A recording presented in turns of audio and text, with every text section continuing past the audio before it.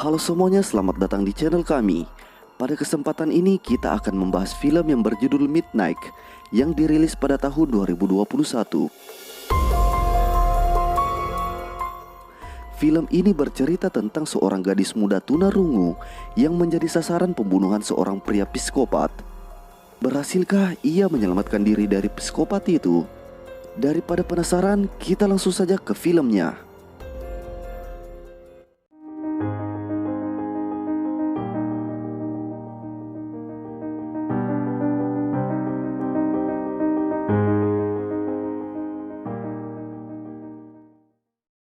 Malam hari di sebuah gang yang sunyi, terlihat seorang wanita berjalan sendiri. Tiba-tiba datang seorang pria menawarkan tumpangan kepadanya. Tentu saja wanita itu menolak tawaran pria yang tidak ia kenal itu. 택시 잡기 힘들어요. 그냥 타세요. 남자차 함부로 안 타요. Belum jauh berjalan, ia mendengar suara aneh dari dalam mobil pria itu. Perlahan ia melangkah menuju sumber suara tersebut. Ternyata di dalam mobil ada seorang pria terluka meminta tolong. Sialnya, pria yang menawarkan tumpangan tadi adalah seorang psikopat, dan wanita itu menjadi korban selanjutnya.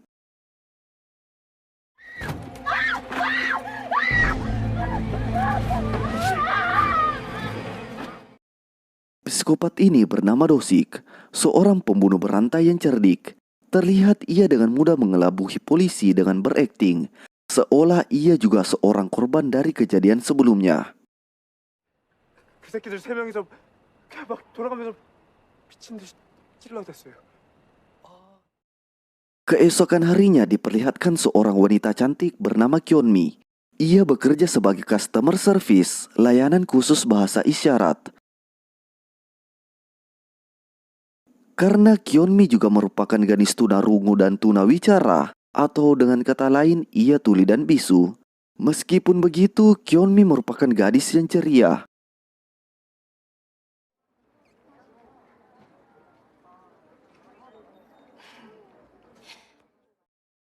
Dan kini diperlihatkan seorang wanita bernama Sojung dan kakaknya bernama Jontak, di mana sang kakak sangat-sangat peduli dengan keselamatan adiknya dan membatasi untuk pulang ke rumah sebelum jam 10 malam. 몇 시까지 오면 된다고? 너 10시까지 무조건 들어와. 10시, 오케이. Kita kembali ke Kyonmi. Karena keterbatasannya itu, ia sering diejek oleh rekan-rekan kerjanya. Tapi Kyonmi selalu mempunyai cara sendiri untuk membalasnya.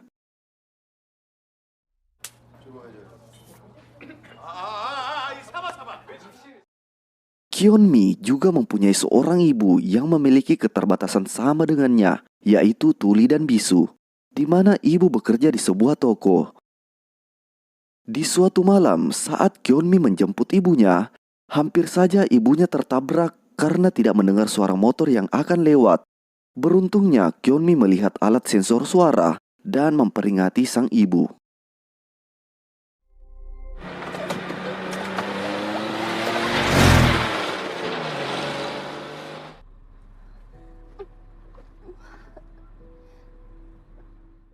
Setibanya di komplek apartemen, mereka harus berpisah karena Kyonmi akan parkirkan mobilnya dahulu.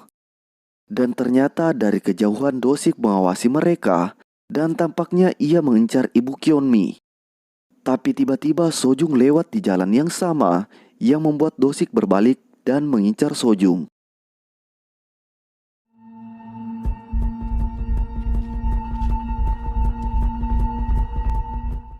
Jontak yang mulai khawatir karena adiknya belum juga pulang, ia memutuskan untuk mencarinya sendiri. Ketika di jalan, ia bertemu ibu Kyonmi. Lalu ia bertanya kepadanya, tapi ia menyadari bahwa ibu Kyonmi bisu dan tuli. Lalu ia pun pergi. Setelah memarkirkan mobilnya, Kyonmi berjalan menghampiri ibunya. Tapi ia melihat sepatu wanita yang dilempar dari gang yang gelap. Karena penasaran, Kyonmi mencoba memeriksanya. Dari dalam mobil, Dosik mengatakan jika Kyonmi memindahkannya, ia akan membunuhnya. 그거 건들면 너 죽는다.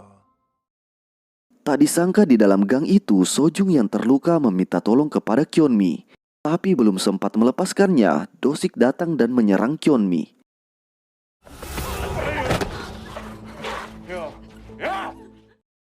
Beruntung Kyonmi dapat melepaskan diri. Ketika berlari, Kyonmi melihat ibunya, tapi ia mengambil jalan yang berbeda karena ia tidak mau ibunya juga terluka. Kemudian Kyonmi menuju ke parkiran, tapi Dosik terus mengikutinya. Lalu Kyonmi bersembunyi dan pelan-pelan membuka pintu. Tapi Dosik mendengar suaranya. Beruntungnya sebelum Dosik menangkapnya, ia telah masuk ke ruangan yang lain.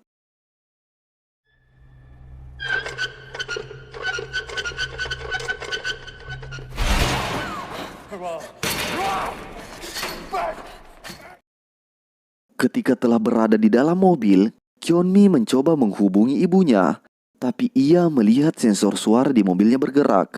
Ketika berbalik, ia melihat Dosik telah berada di belakangnya. Lalu Dosik mengancam Kyonmi. Kemudian Dosik menyuruh Kyonmi menjalankan mobilnya. Lalu Kyonmi mempercepat laju mobilnya dan melakukan rem mendadak. Kyonmi kemudian dapat meloloskan diri lagi, tapi Dosik terus saja mengejarnya. Ketika sedang berlari, Kyonmi melihat ibunya dan ia berlari ke arahnya. Lalu Kyonmi menekan tombol darurat yang membuat lampu dan CCTV di sekitarnya menyala. Melihat itu, Dosik semakin marah. Ia memasukkan Sojung ke dalam mobil dan berganti pakaian. Kyonmi mencoba meminta bantuan kepada polisi, tapi ia kesulitan karena ia tidak bisa bicara untuk menjelaskan kepadanya. Dalam keadaan panik, tiba-tiba Dosik menghampiri mereka dengan pakaian rapi dan tidak menggunakan masker, sehingga mereka tidak dapat mengenalinya. Dosik berpura-pura sedang mencari adiknya. Kyonmi mengira wanita yang ia temui tadi adalah adik Dosik. Karena ingin membantu, ia menjelaskan bahwa seorang pria bermasker telah menyerang wanita itu dan menunjukkan lokasi wanita tersebut. Dosik meminta Kyonmi menemani untuk memeriksanya. Kyonmi ingin menolong, tapi ibu memiliki firasat yang buruk, jadi ia ingin ikut menemani Kyonmi. Dosik memperhatikan sekitar dan ingin membunuh mereka berdua. Beruntung polisi datang dan mereka berlari menuju polisi tersebut.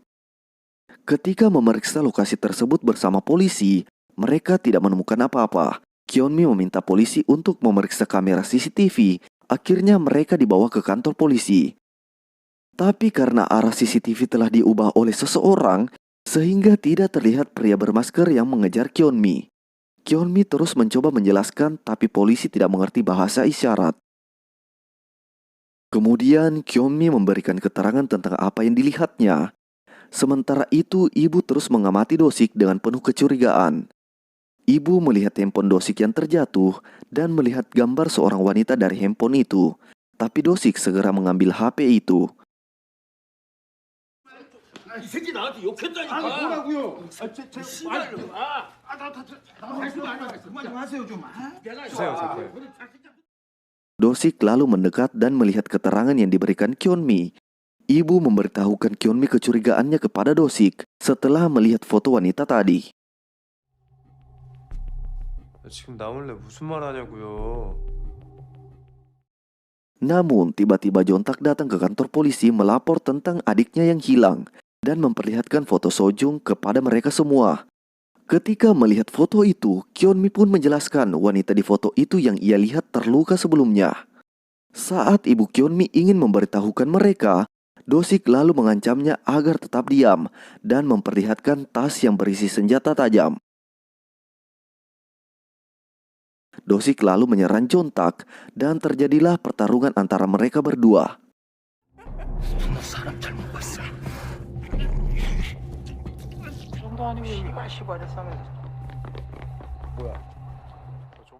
Saat polisi datang untuk melerai mereka, terjadilah kesalahpahaman. Polisi melihat Jontak yang menyerang dan Dosik lagi-lagi berakting seolah-olah ia jadi korban. Polisi pun menghentikan Jontak.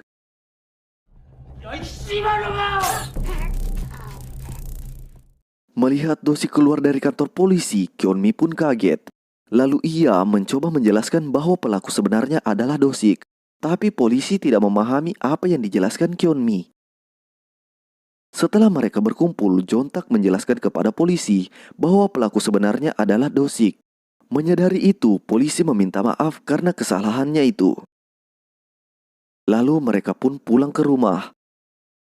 Tapi seseorang datang dan menggodor pintunya. Mereka pun panik karena mengira itu Do-sik. Namun ternyata yang datang teman ibu Kyunmi. Ia datang untuk mengajak ibu Kyunmi ke suatu tempat. Saat Kyunmi sendiri, lagi-lagi Do-sik datang ke rumahnya. Kyunmi curiga ada seseorang di rumahnya, tapi ia tidak dapat melihat siapapun. Do-sik pun bersiap untuk membunuh Kyunmi. Beruntung Kyunmi dapat menghindarinya. 경고등도 꺼져.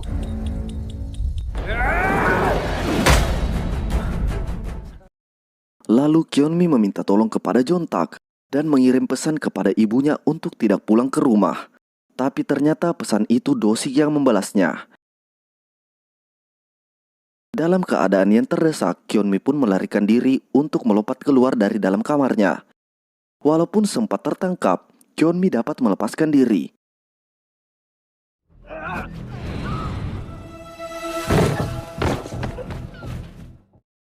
Melihat pesan Kyunmi yang meminta tolong, Jontak pun berlari untuk menolongnya. Saat sedang berlari, Kyunmi melewati jalan buntu dan ia pun terjebak. Jontak yang datang untuk menyelamatkannya dipengaruhi oleh Do-sik untuk tidak peduli kepada Kyunmi. Do-sik kemudian memberitahukan lokasi Sojung. Jontak lebih memilih untuk menyelamatkan adiknya dan meminta maaf kepada Kyunmi.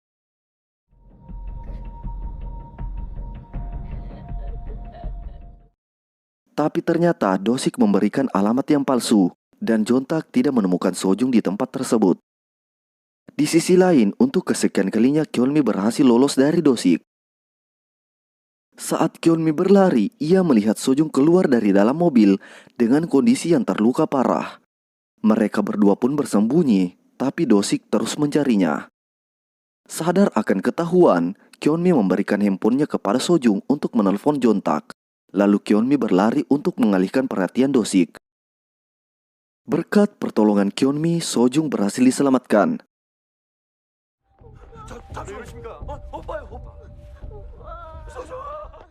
Di sisi lain, Kyunmi berhasil berlari ke tempat keramaian.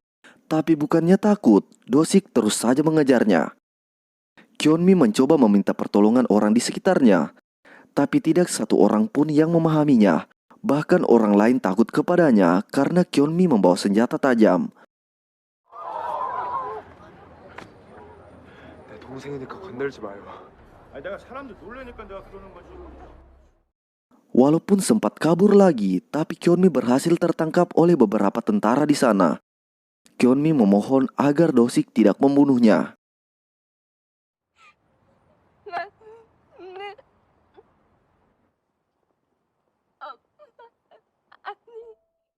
Beruntung Jontak datang dan terjadilah perkelahian yang tentunya dimenangkan oleh Jontak. Tapi Do-sik ternyata hanya pura-pura pingsan dan menyerang Jontak ketika ia lengah. Do-sik yang mengetahui ibu Kyunmi berada di sekitar tempat tersebut, ia langsung pergi untuk mengincarnya. Melihat Do-sik yang telah menemukan ibunya, Kyunmi yang membawa pisau berlari ke arah Do-sik. Dan tak disangka Kyunmi menusukkan pisau tersebut ke tubuhnya sendiri.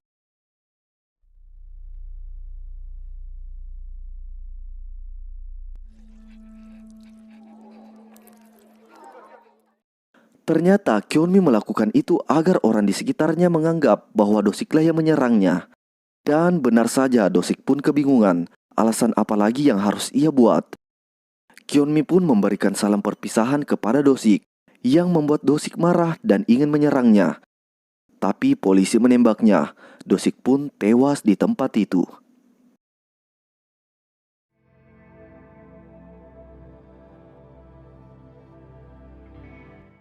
Di akhir film diperlihatkan Kyunmi dan ibunya beserta Jontak dan Sojung, dan film pun selesai.